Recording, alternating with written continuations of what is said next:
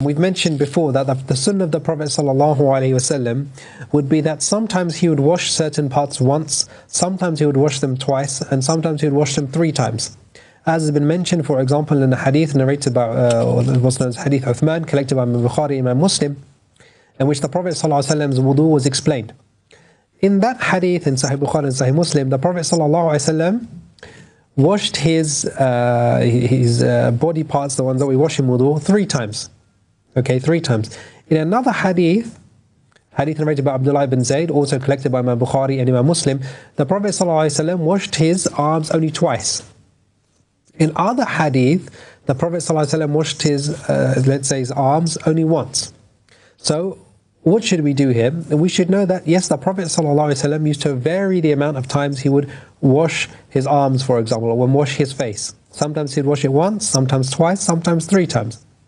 Now the sister asked, if you were to wash your face once, do you need to then wash your hands once as well? Or can you wash your arms, can you wash them twice or 3 times? Can you vary this? And yes, there's no problem in this. There's no problem in this, inshallah, if one wanted to do that. But what would be more often the case would be the Prophet ﷺ would stick to one way. So for example, if he was going to wash his face 3 times, then he would wash his arms 3 times, and his feet as well. Key point to mention here is also that when one wipes over the head, the wiping over the head is only done once. The wiping over the head is only done once. So we don't wipe over our head 2 times or 3 times, no. In fact, this has specifically been mentioned in a hadith narrated by Ali ibn Abi Talib, that the Prophet ﷺ used to only wipe over his head once. So the rest of the parts, for example, washing your face, washing your feet, washing your arms, you can do once, twice, 3 times, no problem. But wiping over the hair, only do it once. And Allah subhanahu wa ta'ala knows best. Okay.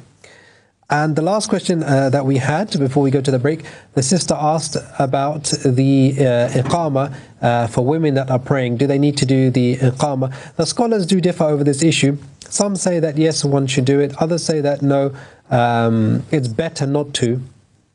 And the matter is flexible here. The matter is flexible. Why? Because they mention that the iqamah generally is something that men would do in terms of getting ready for the salah and calling to the salah.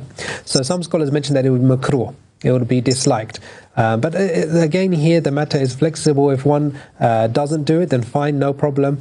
And if you were to do it once or twice, for example, then there'll be no issue with that. But generally speaking, to stay out of the difference of opinion between the scholars, as we always mention, is best. To keep our religion safe is always best. So if you were to just pray without doing it, then inshallah you would be able to not involve yourself in anything doubtful. And Allah subhanahu wa ta'ala knows best.